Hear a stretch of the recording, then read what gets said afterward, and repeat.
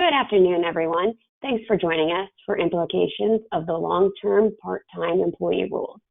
I have just a few announcements. For those of you who are requesting credit, please note that to receive CE credit, you must remain logged into the video portion of the webinar for the entire program. Logging into the audio portion only is not sufficient for CE credit. Continuing education credits are being offered for the following designations: CPE, CIMA, CPWA, CIMC, RMA, CFP, and SHRM.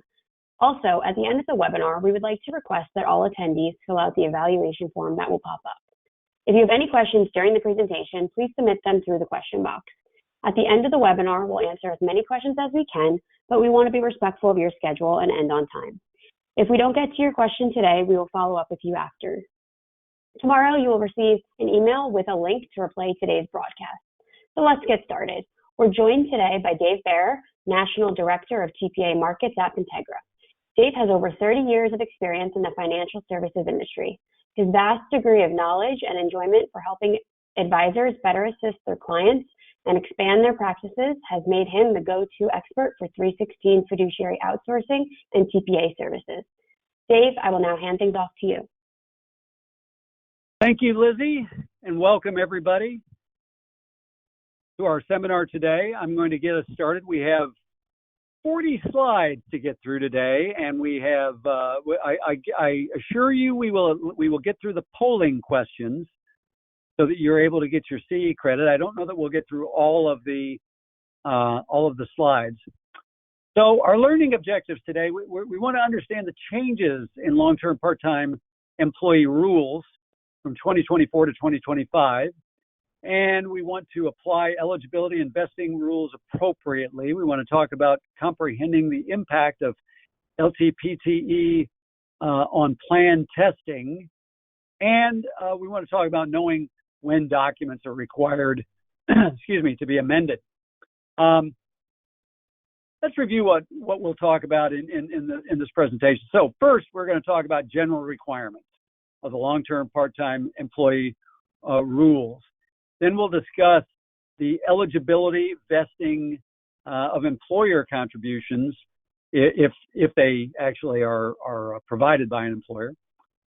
We will explore employer contributions. We'll explore how these rules impact plan testing, audits, and the Form 5500. Lastly, we'll look at the impact on plan documents and when conforming amendments will be required. It's important to note that these rules will impact a subset of 401k plans. Some plan sponsors will likely amend their plans to avoid having to address the long-term part-time rules. We've seen this quite a bit in the 403B world, where employers have simply said, yeah, you know what? We don't care if employees want to defer their own money. Why should we keep them out? Let's let them go ahead and defer their own money. So some employers will do that. Some will not. Let's go ahead and explore at a high level the general requirements and see what we're doing here. So these new rules change how eligibility is determined for individuals that don't work full-time. For years, generally speaking, we had statutory eligibility rules that allowed an employer to exclude anyone who did not complete a year of service, and the maximum time for a year of service was 12 consecutive months and 1,000 hours of service. And so employees who worked less than that were eligible to, or were not eligible to participate. So prior to the advent of these rules, employees who worked less than 1,000 hours and did not complete a year of service could be excluded.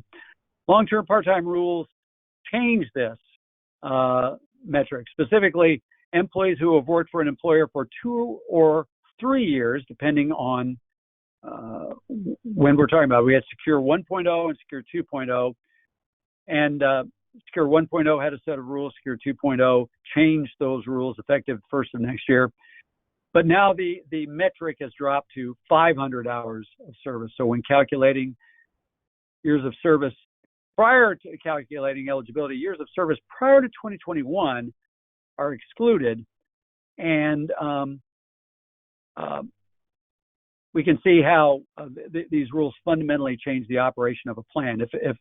If employees were previously excluded from deferring if they didn't work 1,000 hours of service, now we're looking at whether they worked 500 hours of service or more in 2 of the 3 prior years, or in all 3 of the prior years, depending on the rules that apply. It's important to note that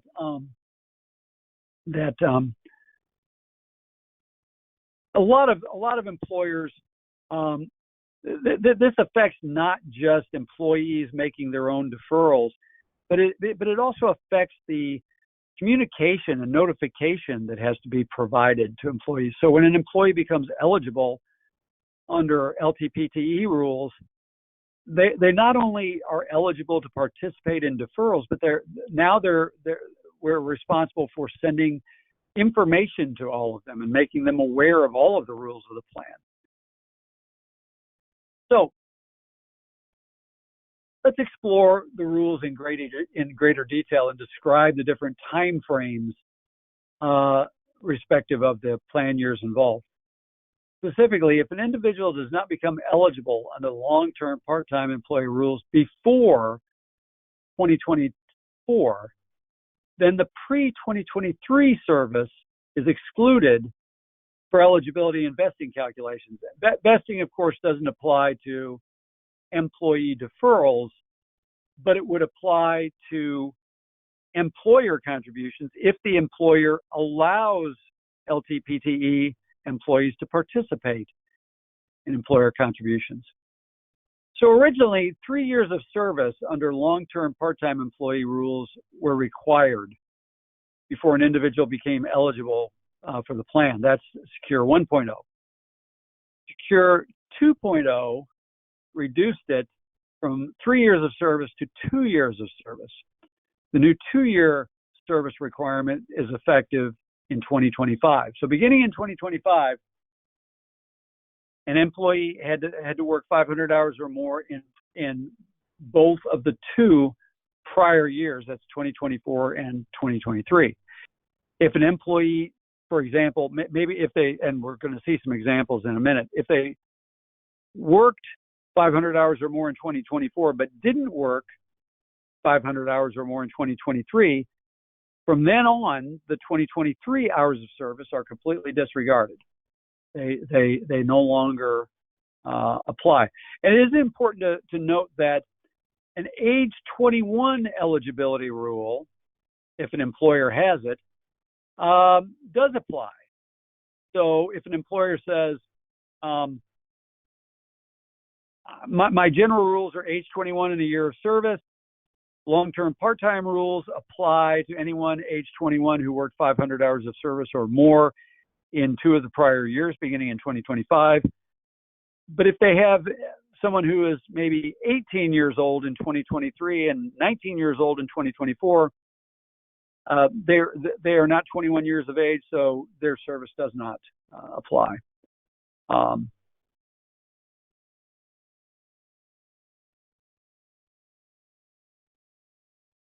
So our first polling question, Lizzie.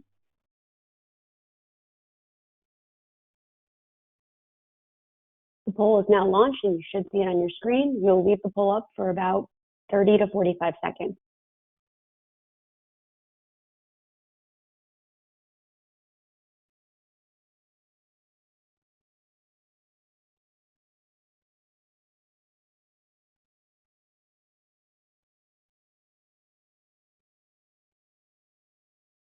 The poll will remain open for another 15 seconds.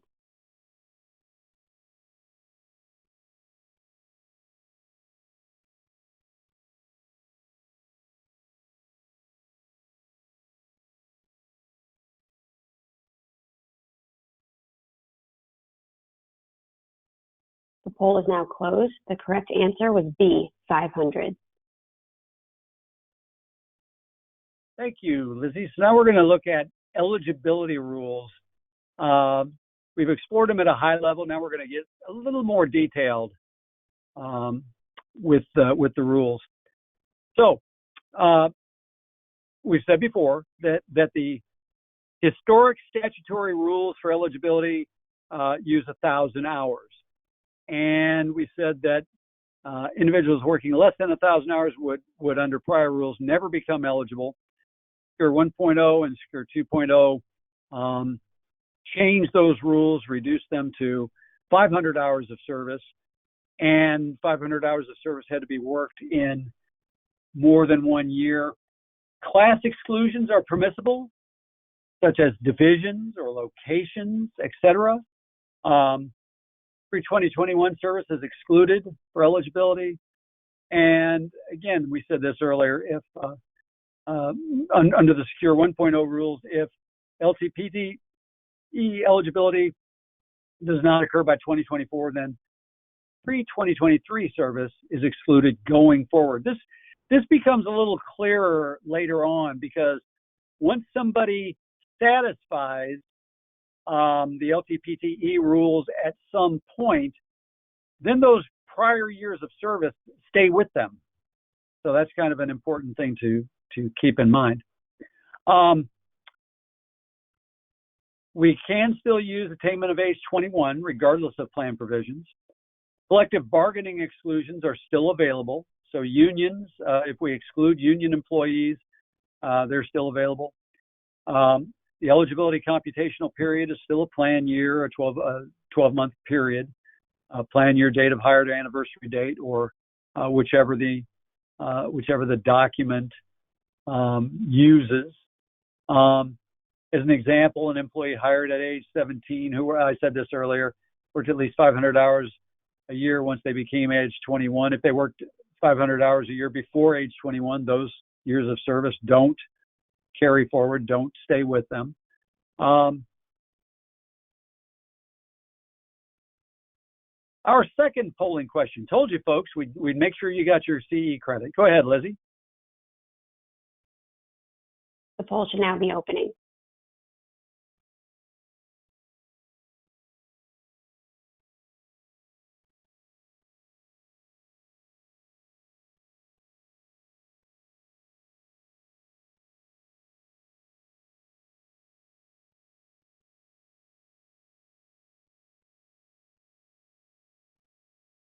The poll will be open for another 15 seconds.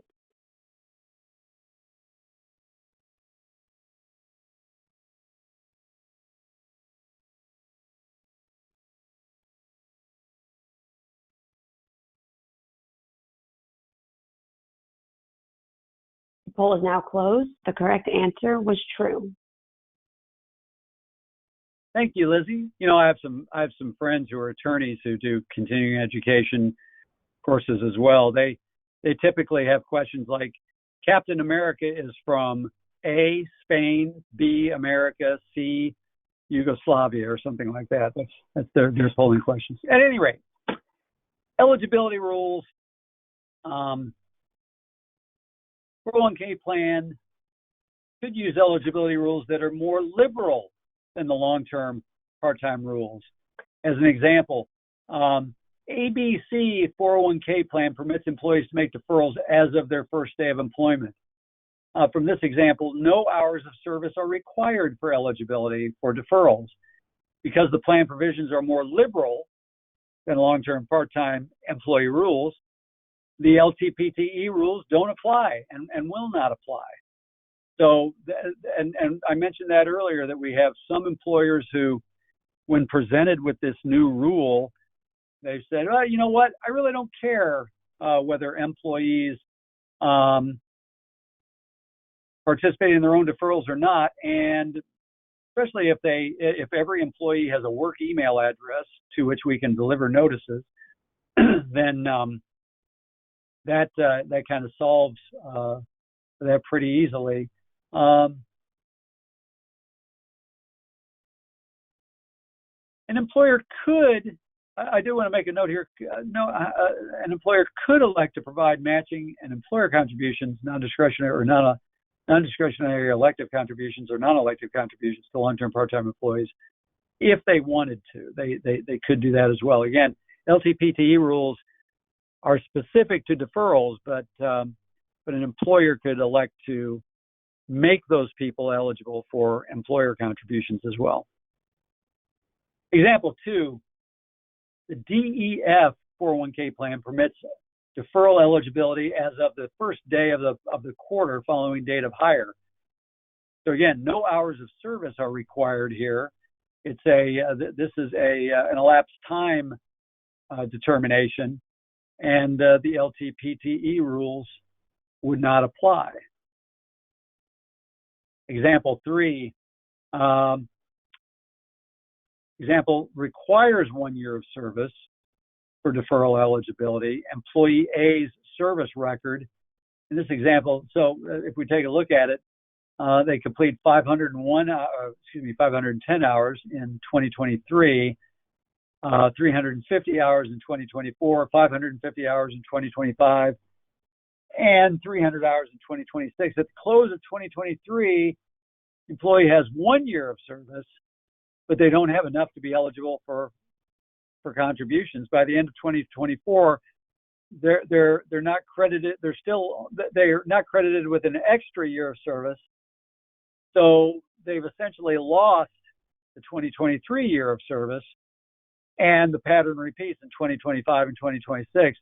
So this employee isn't satisfying the rules, so they're not carrying any of these years where they have 500 or more hours of service forward.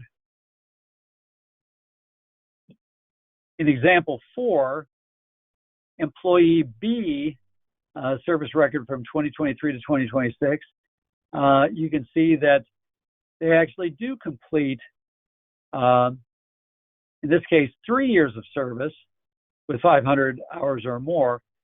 And in 2026, they only work 300 hours, but they continue to participate in the plan because they've satisfied the eligibility requirements. And that's an important note. Early on, a number of people thought that perhaps if you had a year squeezed in there where you didn't satisfy the rules, then perhaps some prior service was lost, and that's not the case. The case here is that once you satisfy the rules, they carry forward. Another example, employee O became LTPT eligible in 2026 and quits in 2027. O is rehired in 2028. The plan has monthly entry dates. O becomes eligible the first day of the month following his rehire because he satisfied the long-term part-time rules.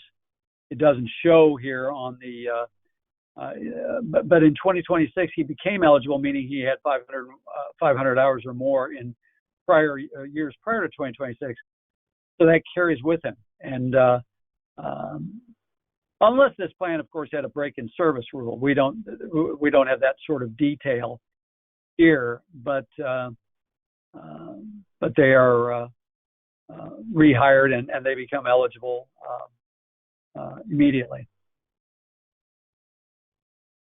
In example 6, the pre-2023 service is excluded because of this 2022 year where the employee fell below.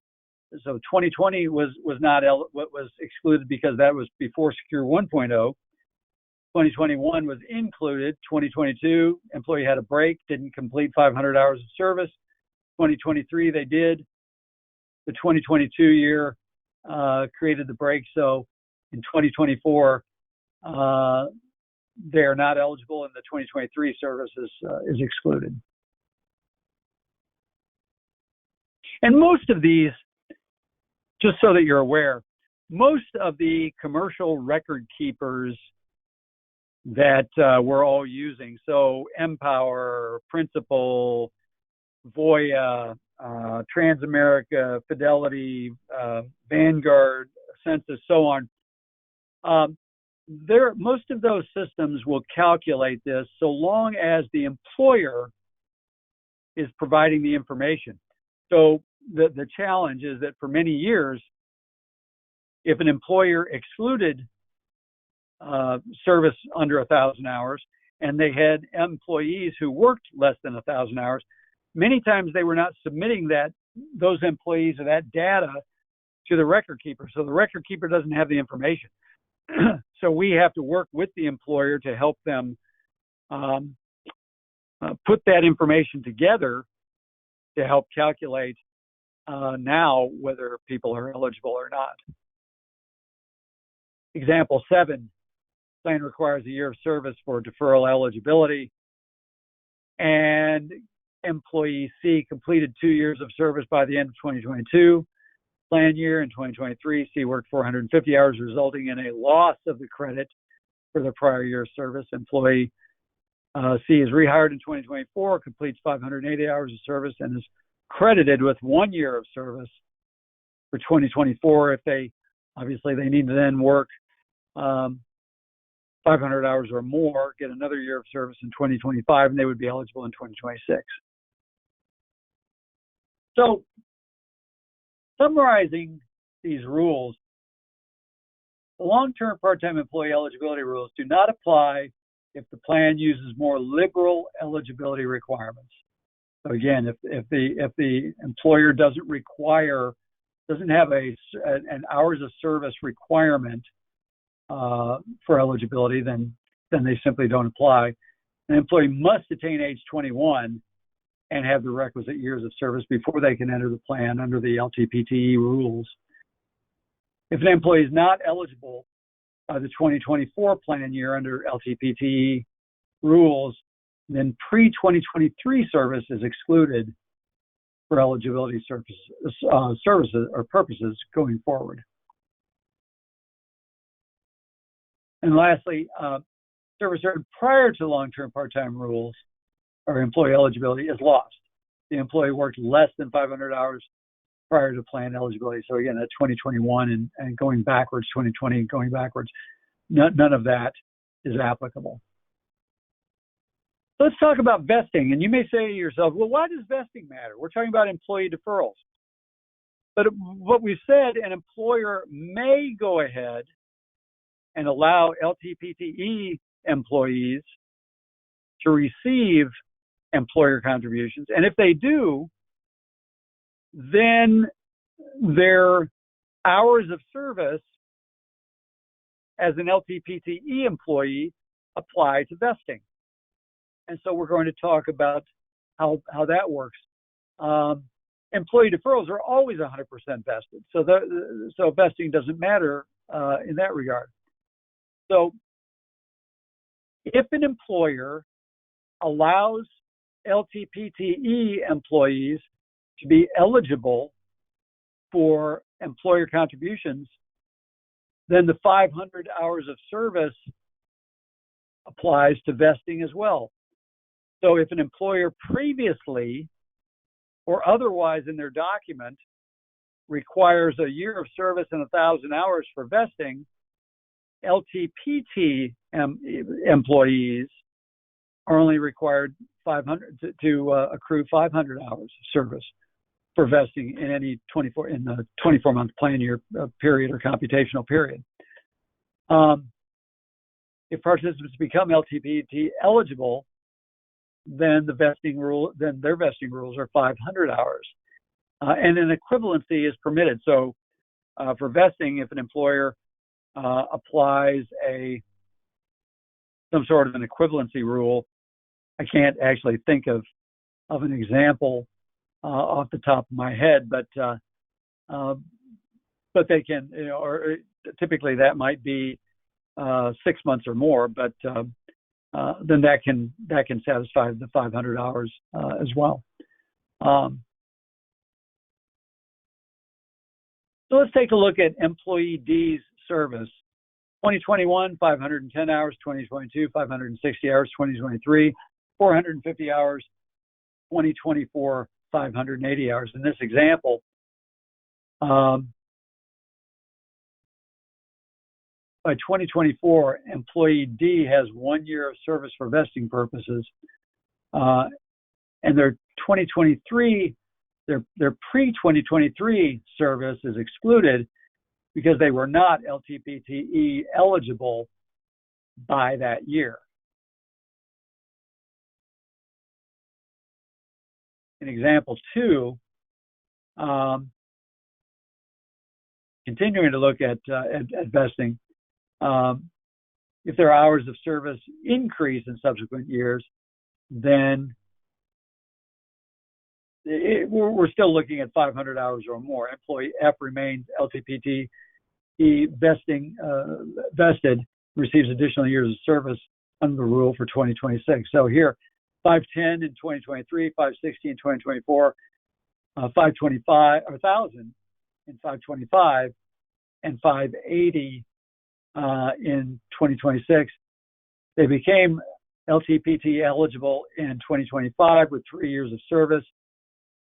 In 2023, F completed 1,000 years of service. Note that 2026, F completed 580 hours of service. Under the traditional vesting rules, 580 would not be sufficient to get credit for service, but because they're LTPTE eligible prior to the 1,000-hour year, they are still, the 500 hours of service still applies for vesting for this employee. So just because they became eligible under traditional or statutory rules by working 1,000 hours or more, they don't lose their LTPTE status for vesting. So we've been talking about vesting for employer contributions. Let's go ahead and talk about the impact of long-term part-time employee rules as they relate to employer contributions. Generally, participants become eligible under LTPT rules are not entitled to employer contributions, such as matching or employer non-elective or profit-sharing contributions. Under these rules, employees could elect traditional or Roth deferrals if the plan permits both types of contributions.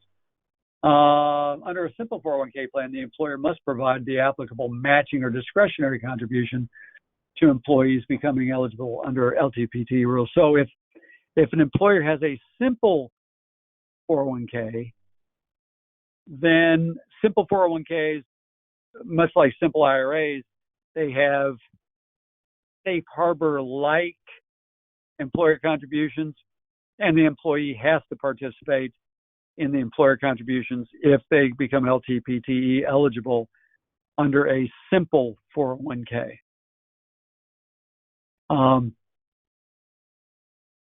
If the plan sponsor is using a safe harbor provision, the plan document must affirmatively exclude LTPT employees from the safe harbor contribution if that's the employer's choice. And it's important to note that typically in that early section of a 401k document where they have exclusions, and you can put in there employees who work under 1,000 hours, that section typically, it's important to note that section that's usually early in an adoption agreement usually has a footnote that says that it does not apply to safe harbor contributions, and the safe harbor contributions are typically, an exclusion based on service under safe harbor is typically in the safe harbor section, usually further back in the 20s, section 23, 24, 25, 26, something like that in most documents. It's further back if you're excluding based on service. So it's very important that if an employer has a safe harbor contribution and if they're excluding based on service, that's usually not in the early section under excluded classes. Here's an example. LTPE participant M satisfies the regular 1 year service eligibility. The plan uses semi-annual entry dates and requires 1 year of service for matching contributions. Participant M would enter the plan on January 1, 2026 and is eligible for the employer contribution in 2026. And typically, we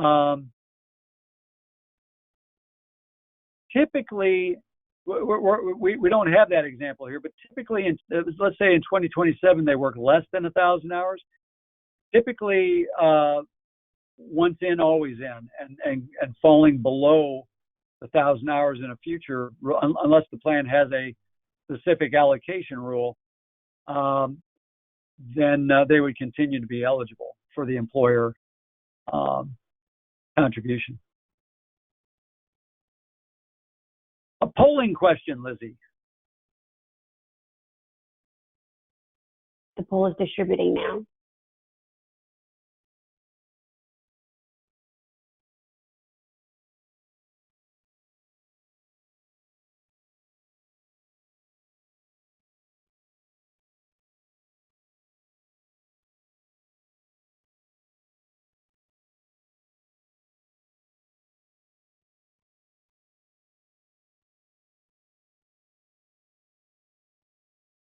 The poll will be open for another 15 seconds.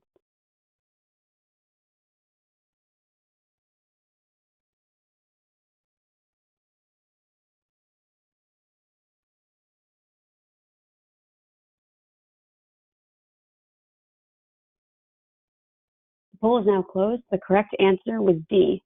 No employer contribution is required. Thank you, Lizzie.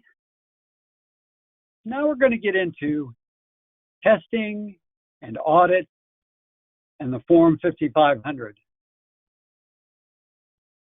So for purposes of the top-heavy testing, if the plan utilizes a safe harbor and the long-term part-time employees do not receive employer contributions, then a top-heavy test is going to be necessary.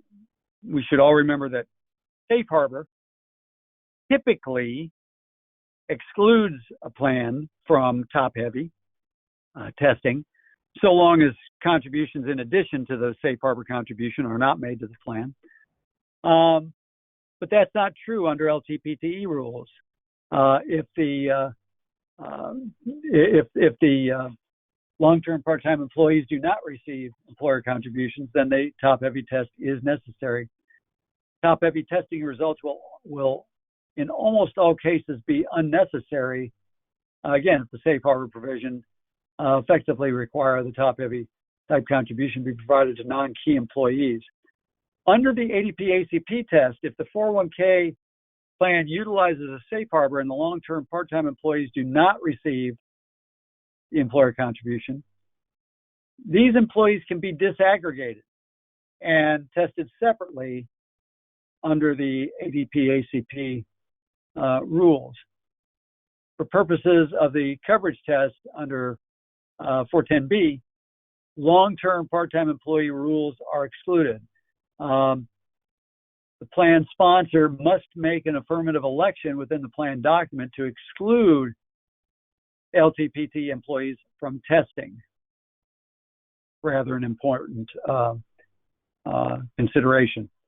And especially challenging at the moment because we of course do not have document language yet. So we don't have any amendments yet. So it's sort of in most cases, we're making the recommendations for 410B and saying, yeah, you want to make the affirmative election to exclude LTPT employees from testing relevant to 410B, even though the document doesn't exist yet. It's sort of a note, if you will. LTPT participants with account balances count towards the 100 participant threshold for plan audit. So certainly a consideration. A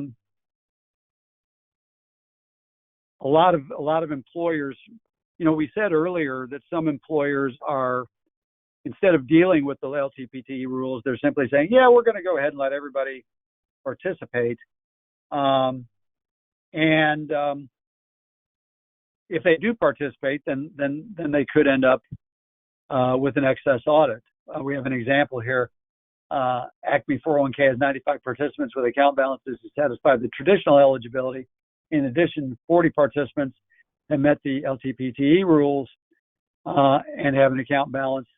401k plan must have a plan audit because the number of participants with plan balances exceeds 100. So certainly a consideration for employers, the LTPT rules relevant to audits. And they are also counted for purposes of the 5,500. So if you, and actually I wish this slide came before the previous one, because it's the 5,500 that's audited, and therefore if they count towards the 5,500, then they count towards the audit, rather than saying that they count towards the audit. Oh, and they also have to be reported on the 5,500.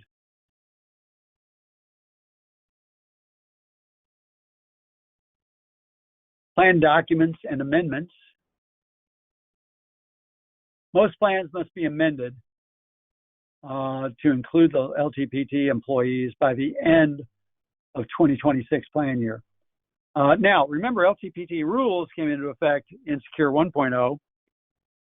We do not have Secure 1.0 or 2.0 language relevant to LTPT rules. So we're applying the rules as they exist because they are applicable. They are mandatory. LTPT is a mandatory Secure provision, not an optional provision. So we apply them whether document language exists or not. And by the end of 2026, everybody cross your fingers, we hope to have amendment language. And it will be amendments. So we just went through a few years ago, cycle 3. We'll be going through cycle 4 by 2028, I guess it is, if I'm adding right. We've more or less been told by document providers that secure language will not be in those mandatory restatements.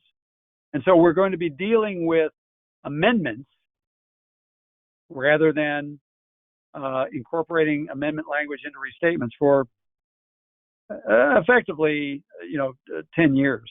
I mean, probably in through 2030 or something like that. When it comes to documents, the IRS has noted that plan sponsors may rely on proposed regs that are available, but we're not going to have hard and fast document language until then. Final polling question.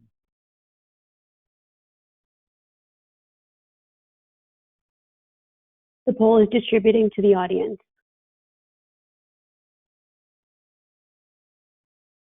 This is the last polling question, and I will leave it up for about 1 minute.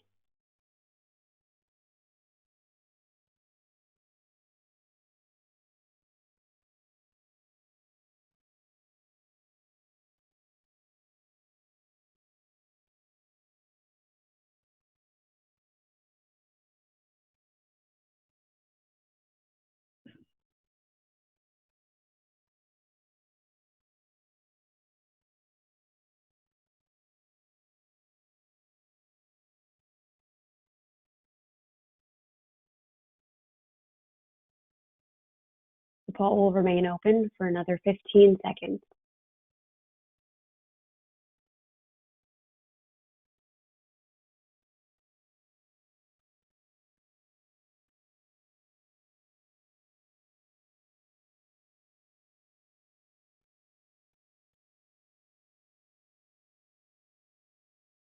The poll is now closed. The correct answer was C, 2026. And Dave, I just want to update you. We have to run this course till 2:50, and the next slide is going to be your last summary slide. We do have a couple questions coming in at the moment, so we can get to those. But for anyone who may have any additional questions, please submit them through the question box now. Thank you, Lizzie. So we will stay on here for another roughly 11 or 12 minutes, something like that. And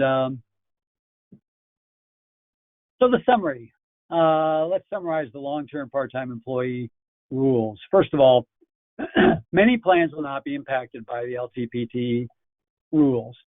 if the plan has more liberal requirements than long-term part-time employee requirements, then these rules can be ignored. Under these rules, participants who complete at least 500 hours of service will receive credit for a year of service for eligibility and for vesting. Of course, vesting service will only apply if the employer allows eligibility for employer contributions, matching or non-elective contributions. Once a participant becomes eligible under the long-term part-time employee rules, if they subsequently leave employment and are rehired, they retain their prior long-term part-time employee years of service for subsequent eligibility determination purposes. So they are able to keep that service, and it will count towards future years, towards eligibility in the future if they happen to work additional years of service. So let's go ahead then, and let's take a look at some questions, Lizzie. All right. So the first question is going to be, what should I do if I fail to apply the LTPT employee provisions correctly? So if an employer fails to recognize employees who are eligible to defer under LTPTE rules, then it's an operational failure, and it's similar to any other situation where employees were not given the ability to defer. So in any situation where employees are eligible to defer and they're not given the opportunity, to defer, then the correction is a contribution, essentially a QNEC, but it's not technically called a QNEC or a qualified non-elective contribution, but because it's not always the same amount. But essentially, the employer has to provide a contribution to those employees equal to the deferral that they were denied the right to contribute. And that deferral has to be at least the average of all other non-highly compensated employee deferrals. So if your ADP test, your actual deferral percentage test, indicates that your non-highly compensated employees defer an average of 2%, and you have 5 LTPTE employees who were denied the opportunity to defer, then the amount that they should have been able to defer is at least equal to that ADP, and which is 2%. And so that's the minimum. And there are various other corrective measures for failed opportunity to defer, but that's the most common one that you've probably heard about is that deferral opportunity, that amount that is the average of your other non-highly compensated employees. Lizzie, did you have another question? I do. Can you elaborate on if my client's plan is top heavy, do they have to make that contribution for LTPT employees? So if a plan is top heavy, then that means that that the majority of the account balances are in the accounts of key employees. And so the top heavy correction is the top heavy minimum. Top heavy minimum generally is 3%. And if LTPTE employees, let's say for example, LTPTE employees were not allowed to participate in the employer contribution. Let's say it was a matching contribution, and the plan fails top heavy. Then we and I'm hesitating here because I don't actually perform testing myself, so there are always various ways of passing tests. But generally speaking, and I might even go back to the slide and look specifically for that. But generally speaking, the top heavy minimum has to be contributed to everybody who didn't receive at least the top heavy minimum as an employer contribution. Let's do that. Let's slowly get, since we've got time, we're all together here and we have to stay here. Go back to testing.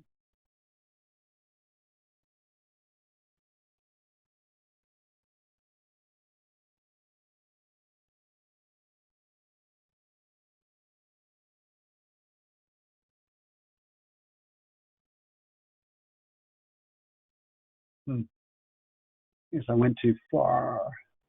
Yeah.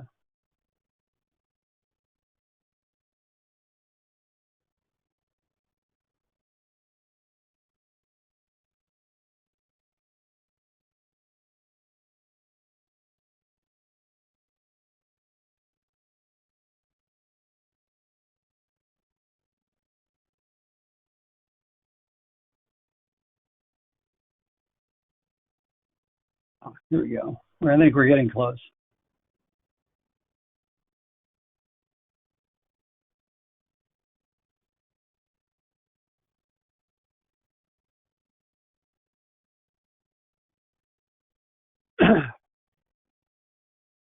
For purposes of the top-heavy testing, if the plan utilizes a safe harbor and the long-term part-time employees do not receive, yeah, this one is interesting. This was specific to safe harbor. I think that's because we all know that safe harbor typically exempts you from top-heavy testing, but here they're saying if the plan utilizes safe harbor and the LTPTE employees do not receive the safe harbor, then they have to be, or they can.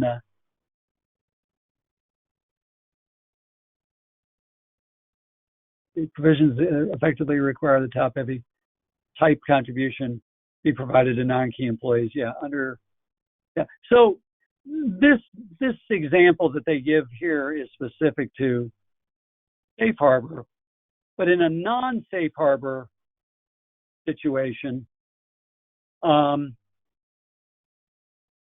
the top-heavy minimum would have to be contributed to. So top-heavy minimum would have to be contributed to employees anyway. So, yeah. So if we've got people not eligible for safe harbor, the top-heavy test is necessary. Top-heavy testing results will, well, here it says will almost always be unnecessary as the safe harbor provides that contribution. So if it fails top-heavy, then it's going to be the top-heavy minimum that's going to be required. So good question here, because what if we're using a safe harbor match and we've got a number of employees who are not LTPTE, but they don't contribute enough to get the full safe harbor match, and they don't contribute enough to get a 3% top-heavy minimum.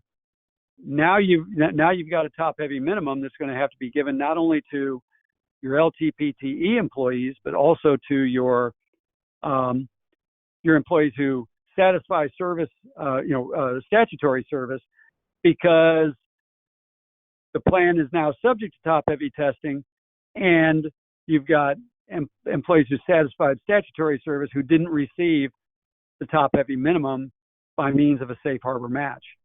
So now you've got extra contributions that go to other people in addition. So what perhaps is the best solution here might be to go ahead and let LTPTE employees participate in the safe harbor match, we generally know that part-time employees are most often not going to defer anyway, but if they're eligible to defer and they're eligible for the safe harbor match, even if they don't receive it, the plan still satisfies top-heavy.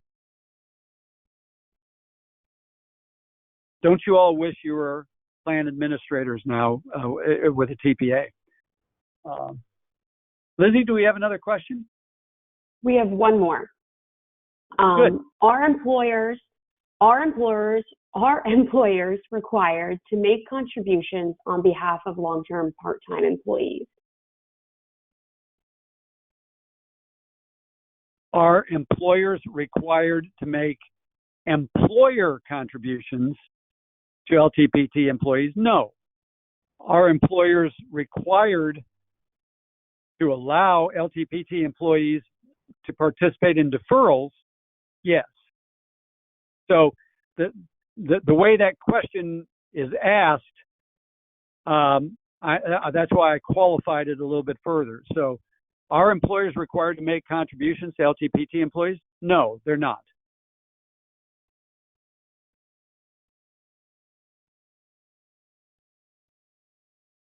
Any more questions, Lizzie? Nope, that will conclude it. So thank you, Dave, and everyone who attended today's webinar. Any questions that we did not get to, which we did, however, if you have any additional ones, please feel free to submit them in the question box now.